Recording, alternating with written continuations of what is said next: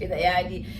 فعشان كده يا عيني بقى الستات بتوعهم ما هيصدقوا لقوا الراجل الشهم المصري العربي فبيحبوه للسبب ده. يعني عارف طريقه البياع اللي هو عايز يديلك سبب انه ليه هيديلك ديسكاونت يعني. فدي حاجه في السيلز دايما الناس بتتعلمها في السيلز، انك لما بتدي ديسكاونت لازم تشرح له انت بتدي له ديسكاونت ليه يعني، عشان يصدقك يعني. فهو دي طريقه برضو البيع. ايه البيعه بتاعت برضو في دول عربيه كده ستات بتعمل نفس القصه دي.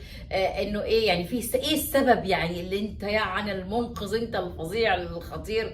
فيعني ايه فللاسف الناس فكرت بالطريقه دي.